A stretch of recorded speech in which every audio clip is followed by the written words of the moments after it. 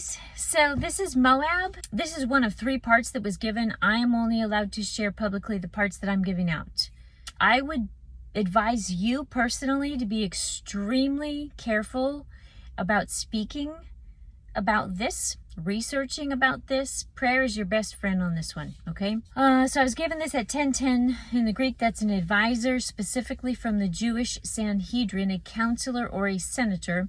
And then in the Hebrew, it is the house of Baal, the habitation of Baal, the place east of the Jordan, arguably one and the same. Listen to the words. Here we go.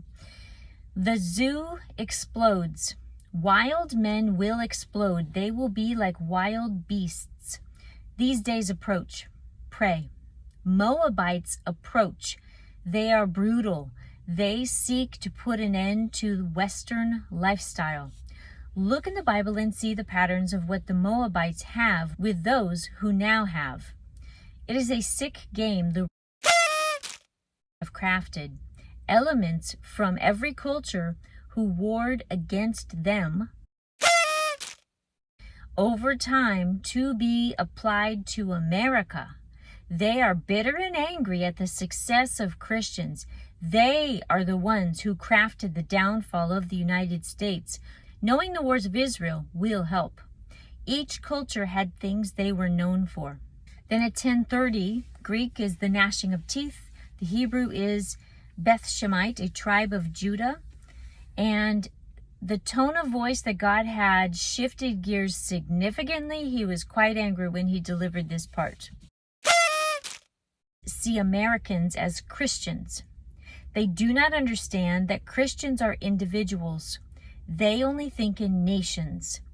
They want to punish Christians, so they punish America. They have agreed with other countries deceitfully to help with America's downfall. Each king wishes to deceitfully take the throne, so they help. What is coming from their design will be primal and barbaric, nothing your generations have seen. They believe they will draw Christians out to fight and plan to later round them up and exterminate them like Germany did to them. They are fools. My true people will not react. They will not join. They will be silent. They curse themselves as they side with Satan. They know the true God would not approve of what they plan, but they care more about power more than truth, just like they did with my son. The illogical injustice will follow the patterns of how they treated Jesus. They will be to mine how they were to him. But after they see that I deliver my true people from all the horrors they plan, they will know before their defeat that I am the true God, and that they tromped on my true people, and I delivered them, the Christians. They will see. The games they plan are evil and of deception. This is an ode to their true God, Satan. They cannot hear my words or my voice because they do not have the Holy Spirit, and they are not mine. Their biggest deception is getting Christians to side with them, while their very intent is to slaughter them with the hands of others. Bricks and stones do not build a house. I build the house, and I do it with my people. They cannot build a kingdom because I am not in it. These things have been foreseen. Faith is about to build. Many with weak faith are going to cry out and see wonders. They have not planned for this because they cannot fathom it occurring. They are so egotistical. They think they are the only ones who should receive miracles. Because they no longer receive them, they make false miracles and try to prove to the world that they are blessed. The leaders are evil. I will save a remnant of them, but not the leaders. They are too far from righteousness and too deep into evil. They repeat the sins of their fathers, which is idol worship, pride, and not knowing God. This is as predicted. Then there was a shift in time and tone here. Like a time gap happened, and then the angry tone dissipated. And this is a different topic as well. Monsters will arrive. Well-crafted deceptions. They have been planning for years. They have been conditioning people for years with movies in hopes to control by fear. My true people will not be convinced of or in fear. Stand firm. No one can harm you. They are a deception. You have my full power. Do not be fearful or dismayed. Have full confidence. Kindness to others will open doors to share me. Much will change. Hold on tight. The day of the Lord approaches. There is no stopping this. This means strange and unthinkable things will occur by the enemy in an attempt to control. The kindness of the Lord will be upon his people. This number of who are his will grow quickly. People will have a choice, to be in deep fear and be ruled, or to be in great peace and be free. Many will choose freedom because of my prayer choir. You keep your course. Nothing will sway you. Your leadership best done in prayer and one-on-one. I will test the hearts as the days unfold. The true ones will trust me and recall my provisions. The weak and the wavering will submit to panic and fear. The days approach. And this ended at 10:53 p.m. In the Greek, that is the land of Galatia or Turkey. These included later the Celts and the Vikings. Also, the reason for the book of Galatians is that the Christians there were under hard times since the Jews were the influential Judaizers demanded they live under Mosaic law as a requirement of the Christian faith. Then in 45 AD, the apostles came together and dealt with this issue in Acts 15, preaching freedom in Christ from the law. This will repeat via, but that law is a deception to kill Christians. In Hebrew, this word is a house of the sun or sun temple, idol worship, a city in southwest Judah, Naphtali, Issachar, and Egypt, Baal, Ra, Helios, Adam, Horus, Shemesh, Medusa, Chorazin, Zeus, the Catholic images of solar-based and solar calendars in the Gregorian calendar, and the solar energy push. This is all directed at the pagan god. Okay, now, notable. The Moabites were from Lot's daughters when they decided to get daddy drunk and have some kids, which is pretty gross. And they were always enemies of the Israelites. Also notable, Nebo, which is the false god, and another name for Nimrod or Baal, was said to be the most cruel human on the earth, who began the Tower of Babel and began human sacrifice for Baal worship. Recalling this, the spirit of Nebo will be placed within the Antichrist before he rises to power. As another point of interest, Mount Nebo is within Moabite territory. So the Moabites being referenced can be literally genetically Moabite, or we can be talking about all those who are into paganism and Baal worship. I did get the sense that they were definitely from the Middle East. Okay, so here's the verses. Zephaniah 2:8. I have heard of the reproach of Moab and the insults of the people of Ammon, with which they have reproached my people and made arrogant threats against their borders. Jeremiah 48:1. Against Moab. Thus says the Lord of hosts, the God of Israel. Woe to Nebo, for it is plundered. Kirjathim is shamed and taken. The high stronghold is shamed and dismayed. Numbers 21:29. Woe to you, Moab! You have perished, O people of Shamash. He has given his sons as fugitives and his daughters into captivity to Sihon, king of the Amorites. So after this, I recall the dream or vision I had a few days before, which was very intense. And I saw that they will literally invade and slaughter. I recall there were men with curved swords slaughtering people. I did not see the gory stuff. I just saw the motion of them attempting to do this, and I knew it was occurring. The men were going house by house in America in the thick of night. In their sleep, people were overcome, unaware. They would sneak in and just slaughter families. I had the sense that this came over the Texas border at Mexico, but it also spread out to various cities. I was like, well, that is so gross.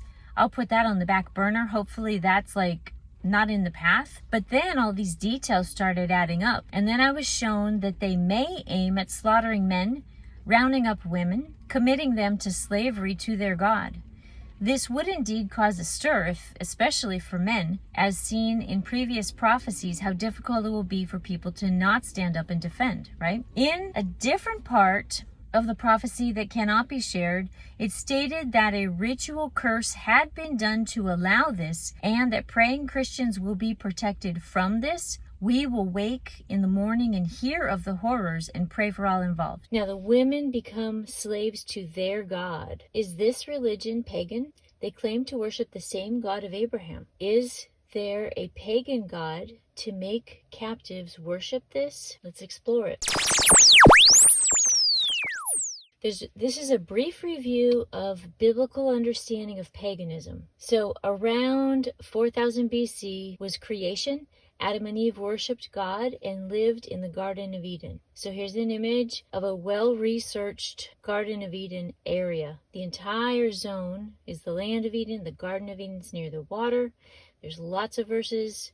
Someone has done this work, not myself, but his website's on there if you want to zoom in. Then, the fall of Adam and Eve, tainted by sin, cast out of the garden, arguably in the Fertile Crescent, because that's probably where they were. Here's the Fertile Crescent. If you zoom in from that area, just the areas of the Tigris and Euphrates is the Fertile Crescent. Then Cain's sacrifice is rejected because his heart was not right before God. So roughly 4200 BC, Cain murders Abel. Cain is cast away and settles in the land of Nod, which is east, and built a city. His descendants were evil and wicked, says the Bible. So where's Nod? Here's Nod. If you say that here's the Fertile Crescent, and then here's Sumer and and Uruk and all those fancy places, across the water to the east was the land of Nod. Then around 4000 BC, the ancient city of Sumer was established in Mesopotamia.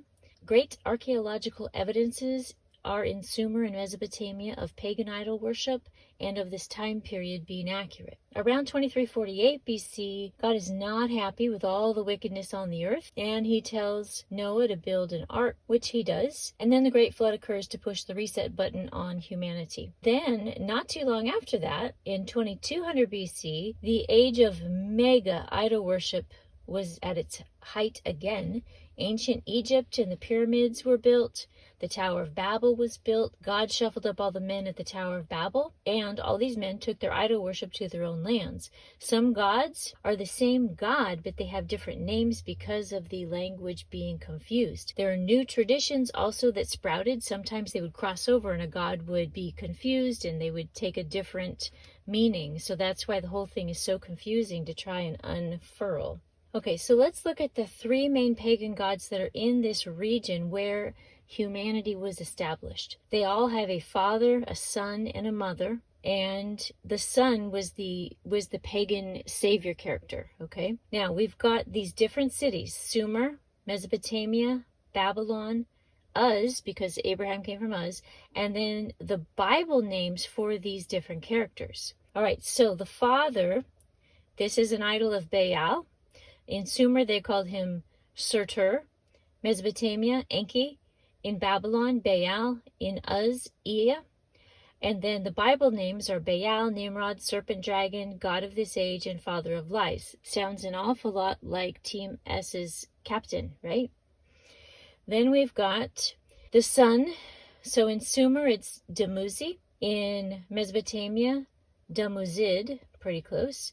In Babylon, Tammuz, pretty close, just change the front letter, right?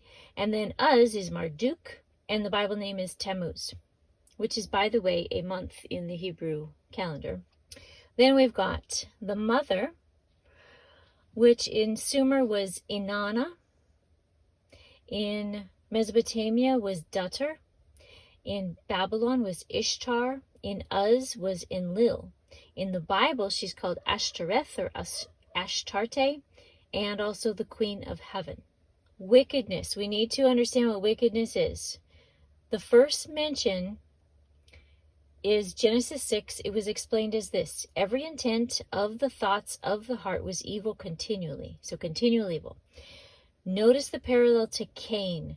Those who followed the way of Cain are to be warned of receiving his consequences. The way of Cain is anger, murder, revenge, boasting of sins, polygamy, belonging to the evil one, doing evil deeds, lacking faith, perverting the grace of God as a license for immorality. Wickedness, if we fast forward to King Ahab's wickedness, 2 Kings 21, he sold himself to do wickedness in the sight of the Lord, which is described as he behaved very abominably. How? In following idols. Then if we skip to Jeremiah 1:16, again it explains wickedness, deserving of judgment because they have forsaken God, because they burned incense to other gods, and because they worshiped the works of their own hands. Wickedness includes more than idol worship, but idol worship is wicked, just to clarify that. So the Hebrew is Ra, the same name as the Egyptian god, a thing or way of thinking or behaving that is morally wrong and displeases Jehovah, the one true God. Then Aven means vain things, especially used of all things pertaining to idols and their worship. Also refers to fraud, falsehoods, and iniquity, which is a type of sin. Then we've got the Greek, which is porneia, which is depravity, iniquity, wickedness, malice, having all evil purposes and desires. And there's kakia, which is malignity, ill will, a desire to injure, depravity, evil, wickedness, that is not ashamed to break laws. Okay, moving on the timeline. We've got around 2100 BC, Abraham is called out of Ur in the Fertile Crescent by God to be a new set-apart nation. So here's where he's from. Now let's learn a tiny bit about that area. Ur was the hub or center of Mesopotamia. Ur was known for its pagan idol worship. Ur was the New York City or the LA or the London of its time. Ur was famous for ziggurats, for idol worship. So those were called high places. All right, around 1446 BC with Moses, God set up the laws for God's nation. So what happens in the laws that relate to this? God's law and instructions. So in the 10 Commandments, in Deuteronomy 5, it just starts out right off the bat. I am the Lord your God. You shall have no other gods before me. You shall not make for yourself a carved image, any likeness of anything that is in heaven or in the earth beneath or that is in the water under the earth. You shall not bow down to them nor serve them, for I am the Lord your God. So that is very strong language. Do not be in idol worship. Moving forward to Deuteronomy 6:4 and then jumping to 14, you shall love the Lord your God with all your heart, with all your soul, with all your strength. You shall not go after other gods, the gods of the peoples who are all around you. So every country around Israel is worshiping false gods. That's the implication. Then Deuteronomy 8:1, every command which I command you today, you must be careful to observe. This states that it's not optional. And because it says carefully observe, that tells us it could be easy to slip up. So we have to understand that this was probably not that easy for them, being surrounded in their culture, similar to us. We're skipping forward a lot. We jump to 30 AD, Jesus' death, burial, and resurrection, establishing all who follow Christ, which means Christianity, as the religion that follows God. Those that reject him, Jesus, reject God. So let's look at the words of Christ, what he said in his own words. All right, we've got John 8:31. Then Jesus said to those Jews who believed him, "If you abide in my word, you are my disciples indeed." John 8:42 to 44a, and then skipping to 47. If God were your father, you would love me, for I proceed forth and came from God, nor have I come of myself, but he sent me. Why do you not understand my speech? Because you are not able to listen to my word. You are of your father, the devil, and the desires of your father you want to do. He who is of God hears God's words, therefore you do not hear because you are not of God. John 14:4-6. Jesus said to him, I am the way, the truth, and the life. No one comes to the Father except through me. John 13:36. He who believes in the Son has everlasting life, and he who does not believe in the Son shall not see life, but the wrath of God abides on him. John 12:48. He who rejects me and does not receive my words has that which judges him. The word that I will have spoken will judge him in the last day. And then John 10:30, and I and the Father are one. Then around 49 AD, Paul takes the gospel to Arabia. Now I'll show you later that these people already had heard about Jesus, but that is definitely mission work went to that direction. Here are Paul's words that show that he went to this area. Galatians 1:5-17. But when God, who set me apart from my mother's womb, called me by his grace, was pleased to reveal his Son in me, so that I might preach him among the Gentiles, I did not rush to consult with the flesh and blood, nor did I go up to Jerusalem to the apostles who came before me, but I went into Arabia and later returned to Damascus. Circa 610 AD, Muhammad, a citizen of Mecca in a pre-Islamic Arabia, a place of idol worship, who had heard of and rejected Jesus, i.e. rejected the God, received revelations to start Islam. Around 622 AD, Islamic crusades begin, and basically it's a convert or die situation.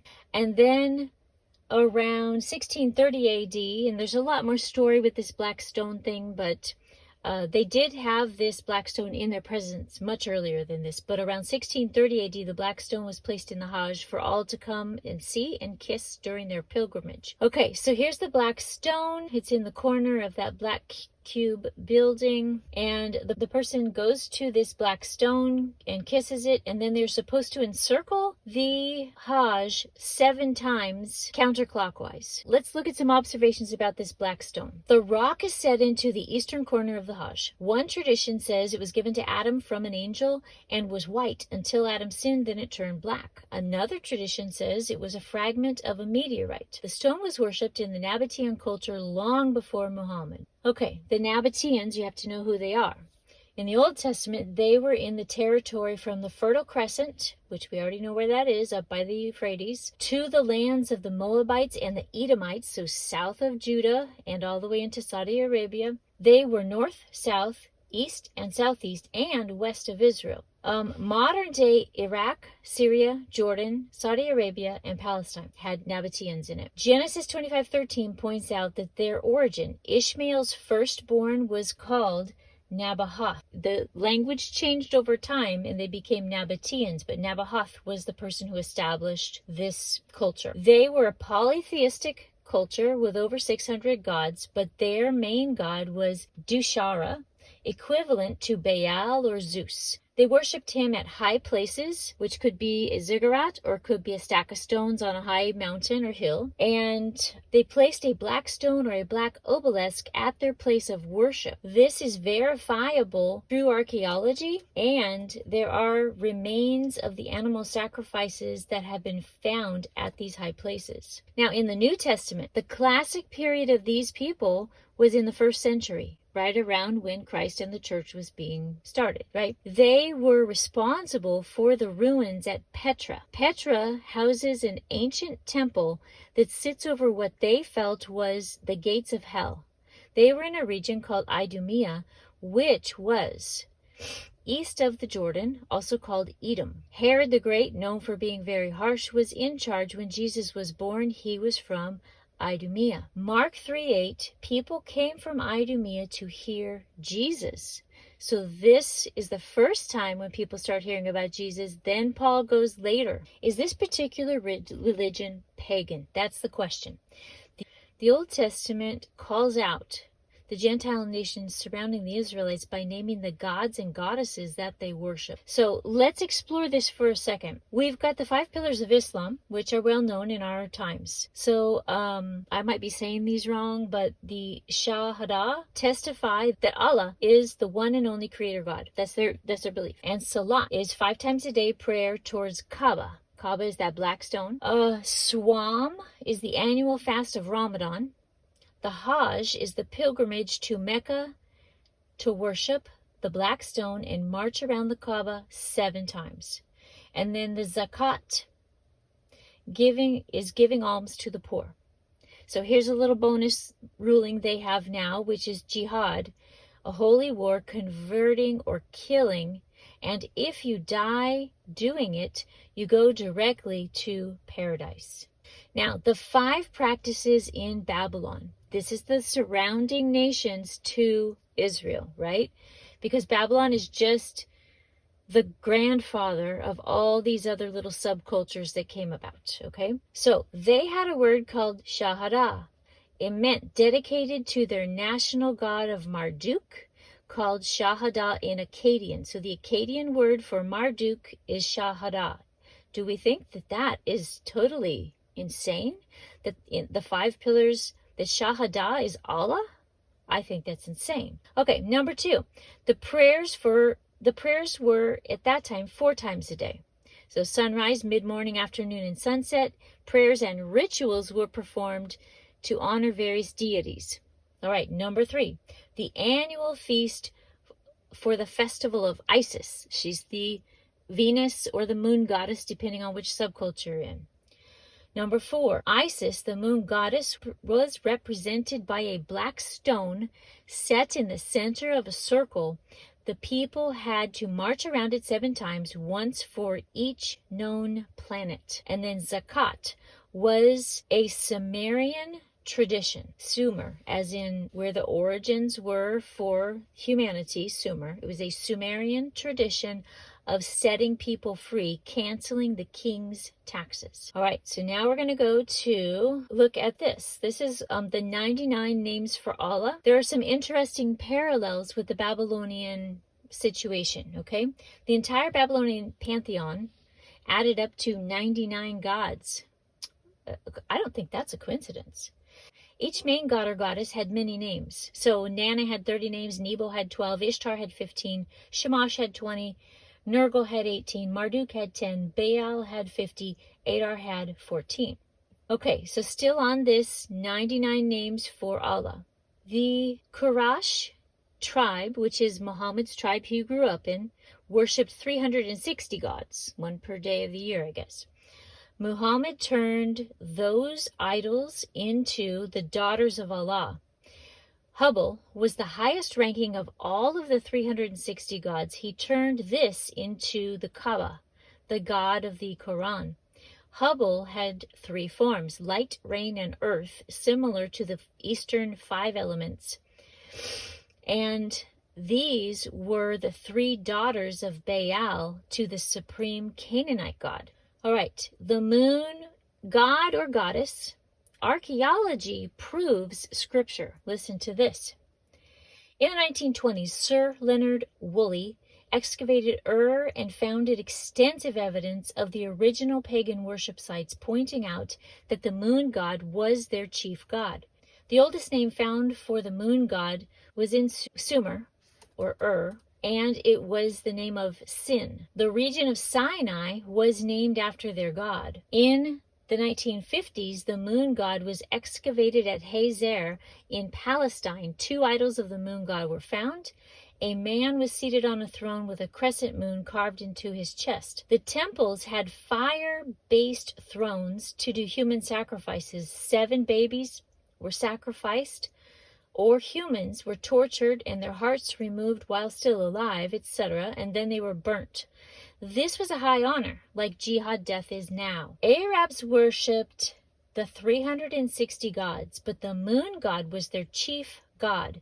This was proven in the 1950s excavations of Arabia. Different Nabatean regions used various dialects, and near Mecca, the name of the moon god was La, which eventually morphed into Allah, pre-Muhammad's visions. Muhammad kept the Allah name and moon god symbolism and traditions, but the big change was he was claiming the revelation had said, now we are monotheistic. We just worship the one moon god, the black rock and the crescent moon included. The moon god had other names in other regions: Baal, Moloch, Baphomet, Jupiter, Zeus, Nana, Sin, Diana, Artemis, Luna, Khonsu, Osiris, Hercules, Dionysus, Quetzalcoatl, Yi, and Krishna. Some cultures replace the moon goddess to be the highest goddess: Isis, Ishtar, Enlil, Dutter, Hathor, Astarte, Ashtoreth, Aphrodite,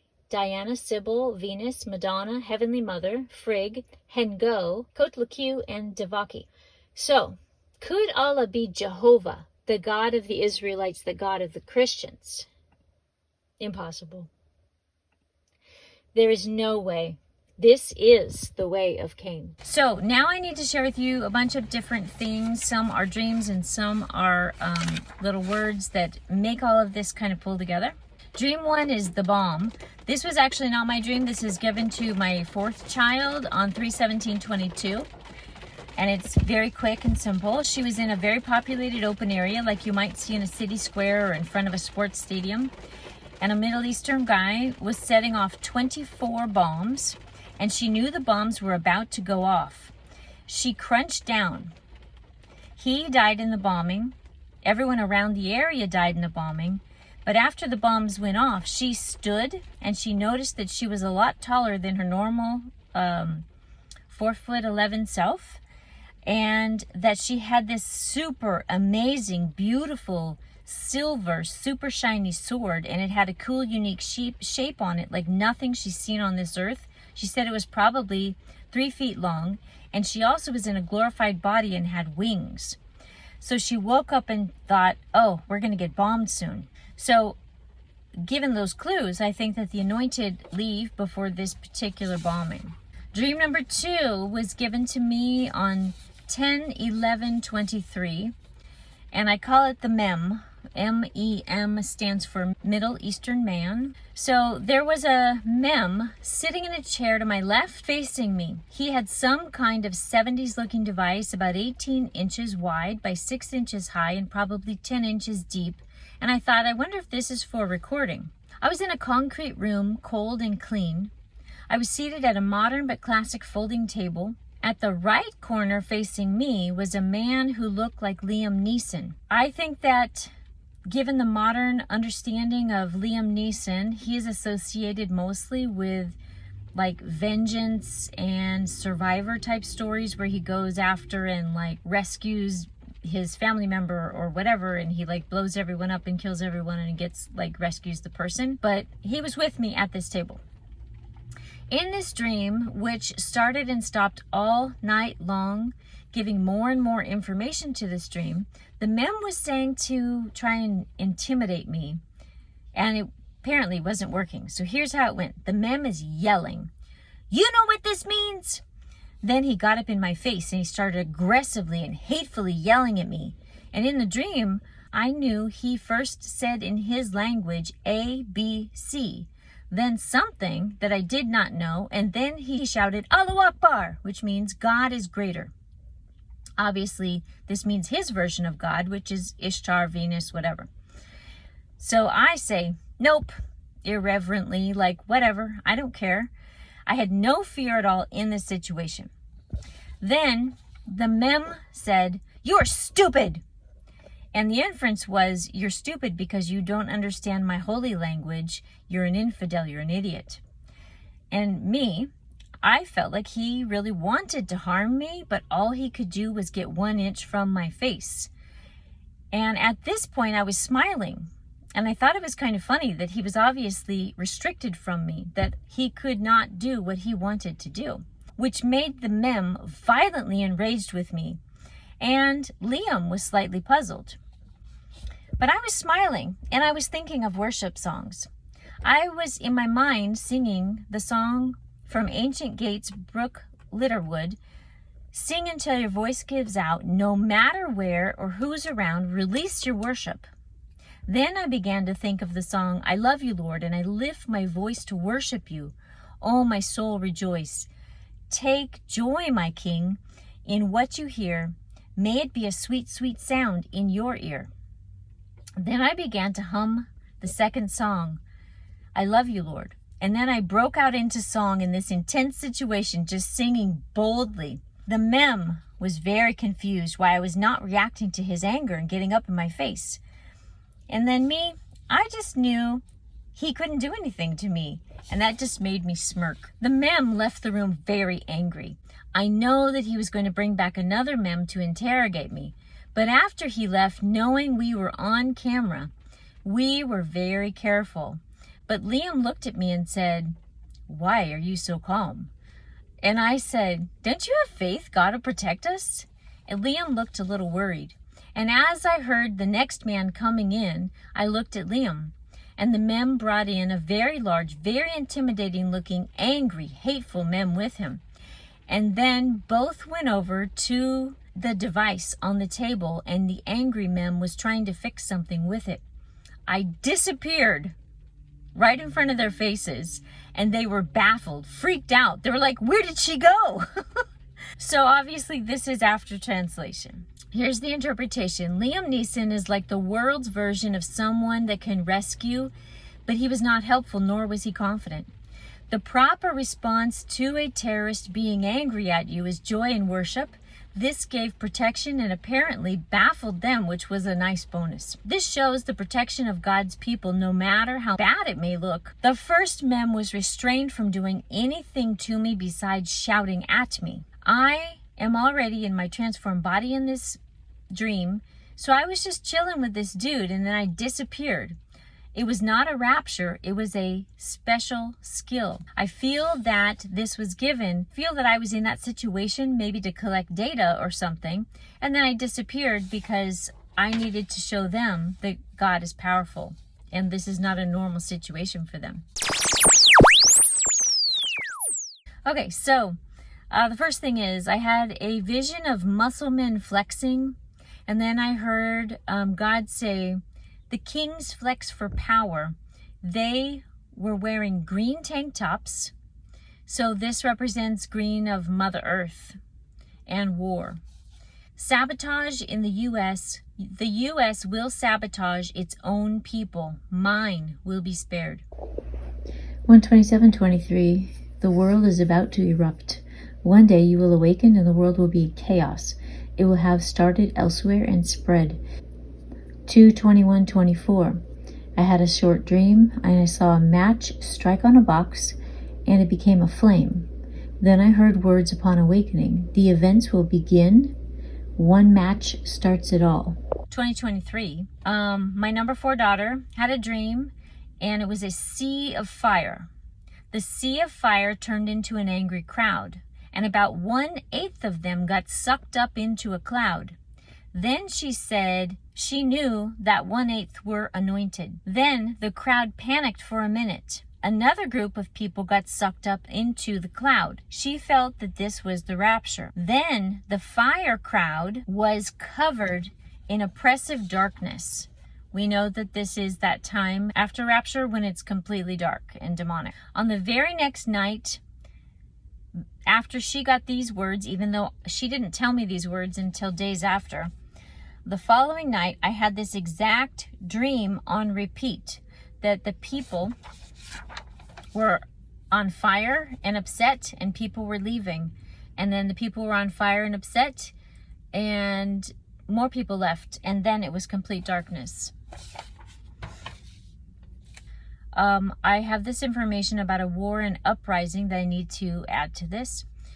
There was a black man with a bald head. I think he was African American, but I can't verify that. Somewhere in the South or the Southeast. He looked very similar to Nick Fury from Marvel.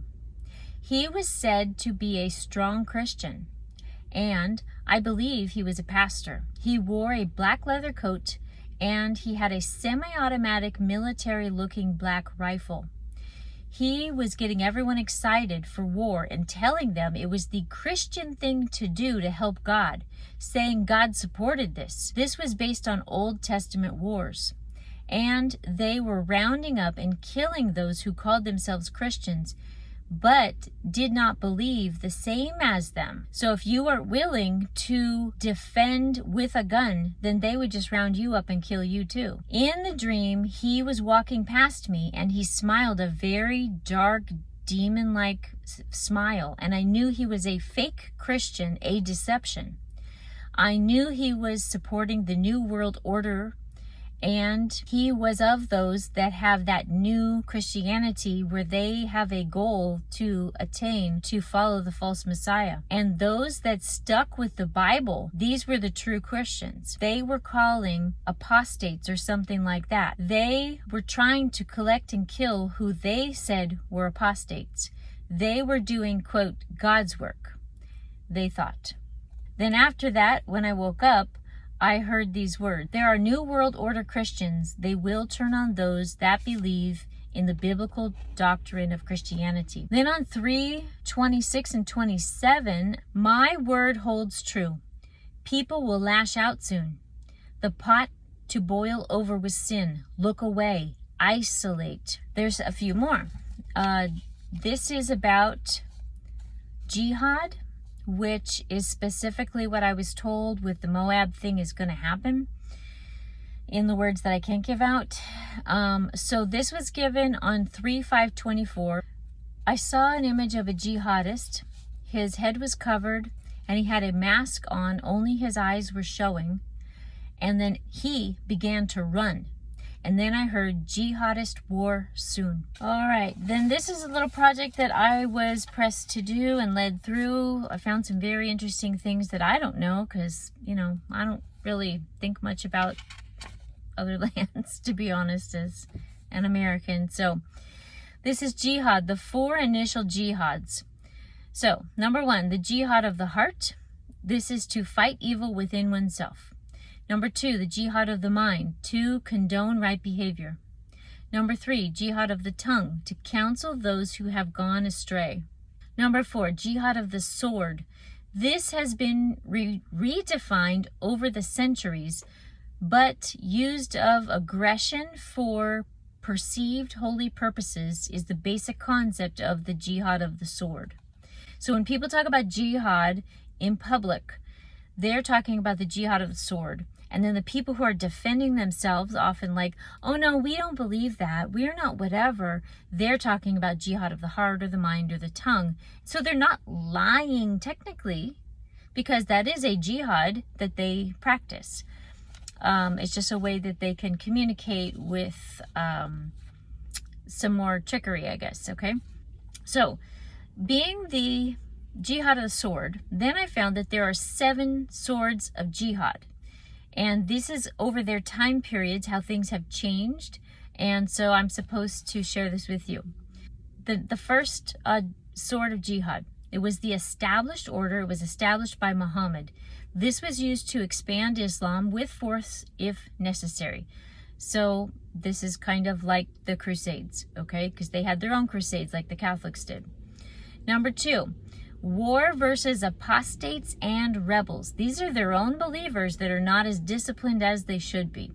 This was established by Abu Bakr, and it was called Ridda. War against their own subjects that are apostate. The third sword of jihad, revolt versus non-Sharia leaders. So leaders that are not holding to the law specifically. This was established by Ibn Taymiyyah, possibly. That's a lot of Y's in a word, I don't know. This was established in the second half of the 13th century. It was previously prohibited to revolt versus your own leader, but this changed at this point versus the Mongols. It changed if the leaders do not live as a true Muslim, and if their rules do not conform to Sharia law, then the people are permitted to jihad revolt versus their leaders. If their leader would permit any other religion beside Islam, then it was okay to jihad on that leader. One who believes part of the book of the Quran but disbelieves another part, it was okay to jihad with the sword upon these people. Not keeping Sharia or permitting other religions and not believing the entire Quran are all signs that one is kafir or an unbeliever, and they should die by the sword. These all apply to their own leaders being un-Islamic. Ibn Taymiyyah established a doctrine of excommunication. Okay, the next jihad was the house cleaning. It was established by And al-Wahhab, the founder of Wahhabi Islam, and it was used for military and Shia Willahua for spiritual revival and purification within British-controlled areas. In the 17th century, Europeans pushed into the Islamic territories and they threatened Islamic areas such as North Africa, India, and the Middle East. There was a need for jihad war based on the resistance and Western influences to keep the purity of Islamic faith. The fifth sword was the law versus polytheism. This was established by Abu al-Maududi, the Indian Pakistani regions, and the Sayyid Qutb in Egypt. This was established post-World War II. The Arabian leaders in the Middle East and the Western soft powers were seen to be creating a new polytheism and ignorance. The reaction was Sharia law needed to be reimposed very strictly. The doctrine of excommunication, apostate leaders were to be rested in purification, established with the sword. The sixth jihad was survival and sovereignty, established by Abdullah Azam, a Palestinian, in 1979. The jihad was crucial to stop the Soviet domination in Afghanistan without theological motivation, just to defend the land. He traveled the world preaching jihad to defend any Muslim land. It becomes a personal obligation of every Muslim man, woman, or child to march forward without permission of their loved ones. Not marching forbears, and punishments from Allah of torments of being replaced with another people. By the late 1980s, this type of jihad became synonymous with guerrilla resistance to communist invasion or dictatorship. Azam died in 1989. The seventh sword is the guerrilla terrorism. It was established by Osama bin Laden, a disciple of Azam, rejected by his own government when he offered to protect Saudi Arabia from Iraq with his own Arabian fighters. He changed the mission. He established Al-Qaeda, and he defined jihad as willful attacks on civilians by non-state actors through unconventional means. It is what the West calls terrorism. Under his lead, the terrorism began with East Africa, the embassy bombing, and then the September 11th attacks in New York City and Washington, D.C., and the USS Cole, fighting the far enemy. The far enemy is seen as intruders. The Cold War had begun, so they viewed that they had defeated the godless Soviets, but he was still angry that the U.S. was invited by his own government to help. So his group began doing jihad versus the apostate House of Sand and U.S. targets and all of its allies. Okay, now we need to talk about the Muslim Brotherhood. This relates back to that first video where we had all that timeline stuff. So there's a transitional Sunni Islamic organization that was established by Hassan al-Banna in 1928 in Egypt. The Muslim Brotherhood began to rid Egypt of British colonial control by teaching the illiterate, setting up hostels and businesses. They had political efforts to end British control. They had a self-stated aim to reestablish a caliphate and to be a state ruled by Sharia law. Caliphate is a religious leader for a country. Their doctrine inspires most jihad movements. The slogan is, Islam is the solution, when they do charity work. It was a fringe group until the Six-Day War of Israel, when Islam replaced secular Arab nationalism when defeated by Israel. In 2012, in Egypt, the first elected to power with the Brotherhood title, then the president of Egypt lost his rule and being overthrown to the Persian Gulf monarchies of Saudi Arabia, and the UAE declared them a terrorist group so that they would not lose their kingdoms. Harakat al-Islamiyah, or Hamas, founded in 1987, is a branch of the Muslim Brotherhood tree. Hamas gives extensive social services to the Palestinians and became very popular. Hamas releases the first official statement December 14, 1987. That is of its connection to the Muslim Brotherhood. Its focus was on Palestine, nationalism, Sharia law, corresponding to the failed PLO of the time. Rejection of all negotiations with Israel. Only through violent jihad would they reach their goals. Complete destruction of Israel is their goal, creating an Islamic State in its place of all historic Palestine, and defining Jews as Israel. They see political, social, charitable, and military as self-reinforcing to achieve all of their goals. September 23rd, 2022, Friday, in Libra, the pagan thing. I don't agree with that, but whatever. In Libra, which is called the scales, the balance, Palestine gives Israel a 1-year deadline to make a 2-state solution, or they promise to attack them and gain back their land. The same day, Israel announces they have a proper heifer, okay for sacrifice to remove sins of the people, 3 days before Rosh Hashanah, the Day of Atonement.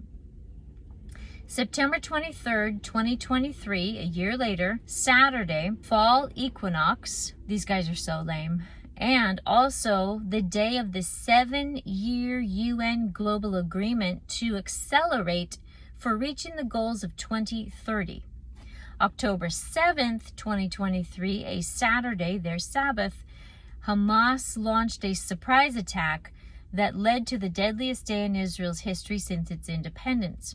October 13th, 2023, Friday, Hamas called for global jihad and worldwide protests to deliver the message of anger in support of Palestinians versus Israel. On Friday the 13th, really? These guys are so predictable at this point. So what is the trajectory? Two dreamers saw a well-known imam at a university in the USA with media coverage call for jihad on America. Then there's the MOAB events. The different dreamers saw an Islamic flag hanging from the White House and simultaneous attacks on the U.S. soil by Islamists. So, to understand who is in this brotherhood, they have symbols and signals. There's 4 fingers being up. This is called Rabba, and it is solidarity to the Muslim Brotherhood. Here you can see Erdogan has his 4 fingers up in his speech. To me, this is a ritual because it looks much like a Nazi salute. Slightly different angle, very similar. 11 of the 21 main Egyptian gods only have 4 fingers shown. Hinduism, Buddhism, Mormonism, they all have hand symbols to promote energy flow or for their rituals. Freemasons and Mormons have secret hand symbols. Youth culture has 4 fingers up. This is a secret way to say you are of the rainbow persuasion. So these hand symbols are very significantly tied into paganism because Satan only has so many tools in his toolbox, and that's all he's got to work with. So he's got to keep repeating the same kinds of things in all different branches because he's limited to what he can do. Okay, another one is 2:21:24. These are words that were given around 9:15 a.m. God's power versus magic's power. This is very inspiring and very encouraging. What is the difference between God's power and magic?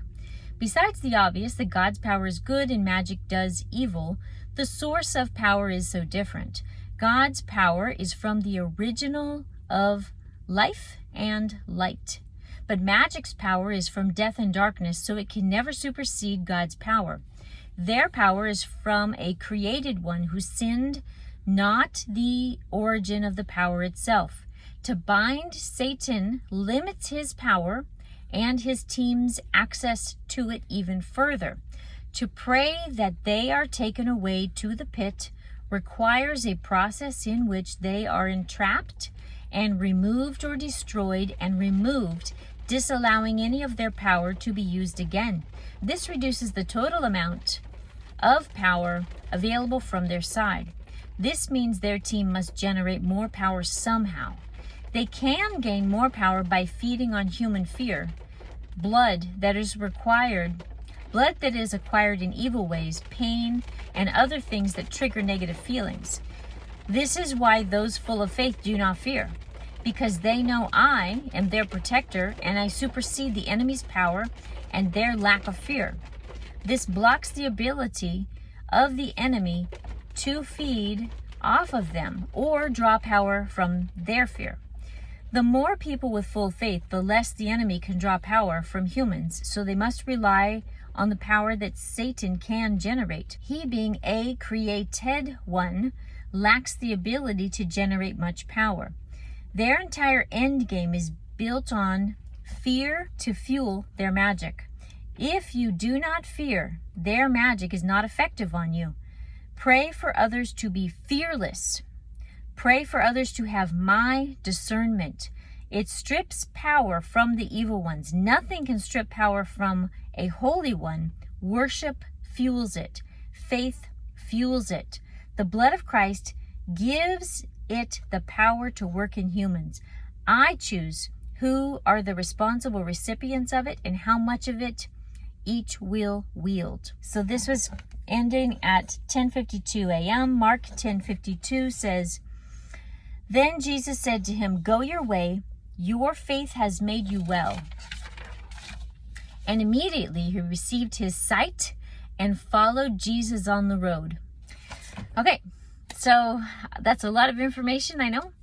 And just pray over it, and God will keep you. All right, see you next time.